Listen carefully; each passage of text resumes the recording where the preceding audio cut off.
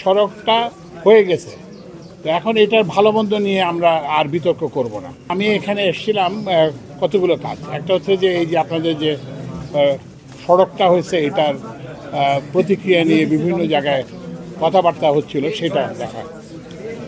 তো এটার ব্যাপারে সরকারের সিদ্ধান্ত হচ্ছে যে এই সড়কটা হয়ে গেছে, তো এখন এটার ভালো মন্দ নিয়ে আমরা আর বিতর্ক করব না। কিন্তু এইটার ফলে সৃষ্ট যেসব অসুবিধা সৃষ্টি হয়েছে সেগুলোকে আমরা সমাধান করার চেষ্টা করব। তো এখানে আলোচনার সময় সবার সঙ্গে তো আমাদের কথা হলো, এখানে কতগুলো কথা উঠে এসছে। একটা হচ্ছে জেলার সঙ্গে সংযোগ, কিশোরগঞ্জ জেলার সঙ্গে সংযোগ, এবং আরেকদিকে সিলেটের সঙ্গে সংযোগ। তো আমরা এটাকে অগ্রাধিকার ভিত্তিতে এটাকে আমরা পরিকল্পনা এখন থেকে অন্তর্বর্তীকালীন সরকারের আমরা ঢাকায় বসে কোনো পরিকল্পনা করব না।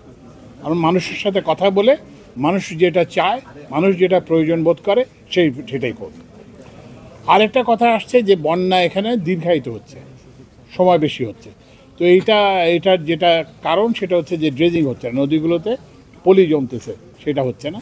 তো সেজন্য আমরা ড্রেজিংয়ের জন্য আমরা ইয়ের সঙ্গে কথা বলেছি, পানি সম্পদ সচিবের সাথে কথা বলেছি, এবং পানি সম্পদ মন্ত্রণালয়ের কর্মকর্তারা এখানে শুনেছেন।